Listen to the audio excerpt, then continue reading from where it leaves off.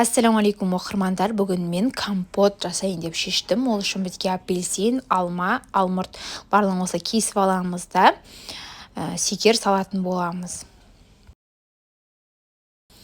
Секер салып болғаннан кейін лимон шырыны немесе лимон қышқылын салсаңыздар болады. Одан кейін суды құйып газда қайнатып алатын боламыз. Компотымыз дайын болып қалды. Енді мен осындай сироп аздап қосқан болатынмын. Оны қоспай да дайындай берсеңіздер болады. Енді сүзгімен сүзіп алатын боламыз компотымызды.